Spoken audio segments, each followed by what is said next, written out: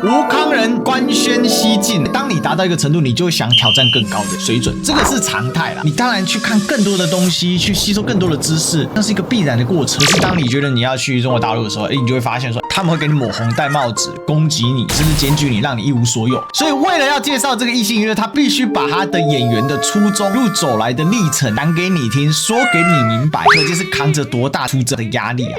想赚人民币比较香吗？有多远滚多远，全篇没提到一个台湾，你这不就是废物一个吗？钱赚了就走，又不要等老了之后回来台湾用剑吧！混账王八蛋，滚蛋！饮水思源，莫忘初衷，不忘初心，牢记使命。中国共产党2019年6月主题教育活动，这是习语录。所以千鸟是接受中共的教育吗？两岸又一家亲啊 ！Ladies and gentlemen, welcome the host. 吴康仁又被出征了。自从他决定呢要到大陆去发展之后，就受到了台派的千注目万交代啊。吴康仁今天在脸书呢发了一篇文章，提到了他的感觉啦。入行以来16年间，前5、6年有师母照顾，这10年自己埋头苦干，从默默无闻被选择，从四处奔波去试镜，从被质疑不受期待，直到难得能争取到表演机会，难得拿到一个不错角色，努力表演，再被观众看到，逐渐被肯定。我一直在过去的表演当中呢，努力尝试不同，让自己脱离舒适圈。演员呢是我的职业，而挑战不同的角色跟剧本都是我的渴望，努力的去诠释每一个团队交付我的角色。前面这一段呢很简单，在讲他从开始入行到现在一路走来的辛苦啦。当你达到一个程度，你就会想挑战更高的水准，这个是常态啦。你当然去看更多的东西，去吸收更多的知识，那是一个必然的过程嘛。可是当你觉得你要去中国大陆的时候，你就会发现说，他们会给你抹红戴帽子，攻击你，甚至检举你，让你一无所有。好，那我觉得吴康仁也是这样想的嘛，他终于到了这个机会嘛。演员是他的职业，作为职业，他当然是希望怎样挑战更多更好的。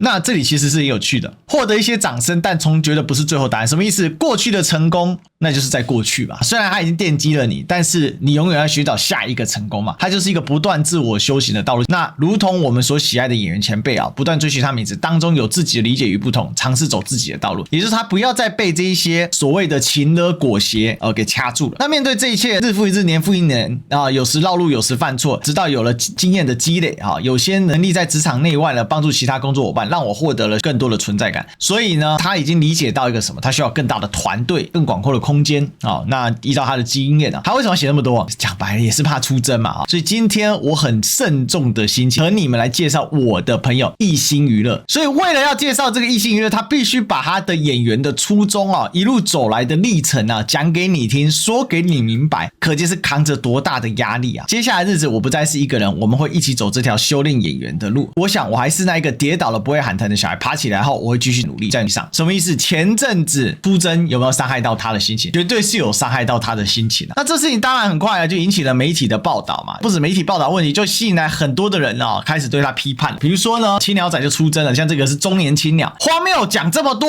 不就是想赚人民币比较香吗？有多远滚多远，你有想过培育你的台湾吗？全篇没提到一个台湾，你这不就是废物一个吗？钱赚了就走，你把台湾金钟奖跟金马奖当什么？你减肥增胖关我屁事，我只觉得你一直在赚钱，广告讲白了看了你也很烦，也许不是你的错，是你的经纪人想要从你身上榨更多的钱，你那么快就转变你的方向。我想讲你回来台湾没有市场，我想你也不会回来。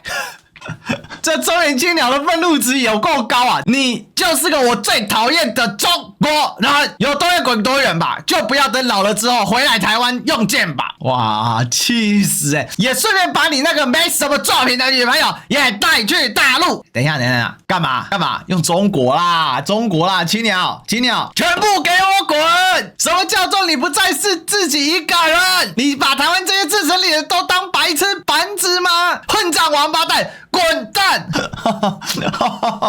愤怒值拉满啊！我的天啊！然后吴康仁女朋友也莫名其妙被卷进了这一波里面不愧是青鸟，我给大家一个青鸟的照片好不好？快上街去游行啊，青鸟！其实吴康仁在感情一直很低调啊，虽然大家都知道他女朋友是谁，但是有需要去牵人家的女朋友吗？这莫名其妙，你知道吗？还有小青鸟也生气了，吴康仁，你是我最最喜欢的演员，从你还是小配角开始的每一部戏我都不曾错过，但现在我得正式跟你说拜拜着。你去对岸发展，我是秉持着乐观态度看待，毕竟我自己深知两方的市场发展性就是不一样，但是只要你别做出伤害台湾的事情来，我都会抱持着理性的角度看待，请别让我彻底对你失望。期许你会与那些艺人不一样，不会跪下去，但如果你最终选择了中国，伤害了台湾，那么我也再也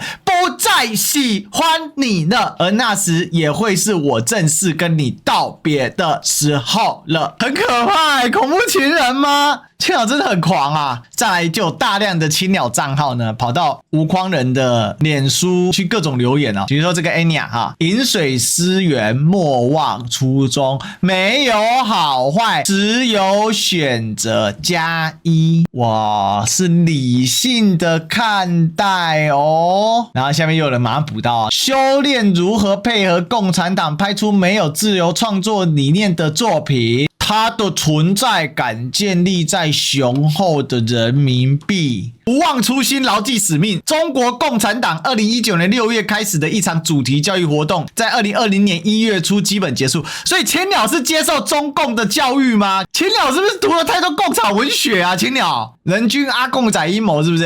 两岸又一家亲啊！这习语录是不是？哈哈，对，在党的20大报告中，习主席把不忘初心、牢记使命排在3个务必的首位，所以青鸟们每天把习语录背在心中，每天他说莫忘初衷，不忘初心，要牢记你自己是来自哪里那不就是牢记使命吗？有人就回说，不投绿就是填空，不愧是青鸟，拜托不赚钱等青鸟养我吗？然后有人就说了，青鸟这么爱出征，不知道青鸟对黄仁勋跟周杰伦一样转弯，还是对吴康仁一样进攻了？我猜是转弯了，毕竟青鸟是很熟啦，青鸟很克制为什么出征黄仁勋呢？因为黄仁勋最近讲核电呢是优良的选择。此话一出呢，大家也知道，因为青鸟仔普遍就是反核的嘛所以搞了青鸟仔呢又不能出征了青鸟仔很头痛啊。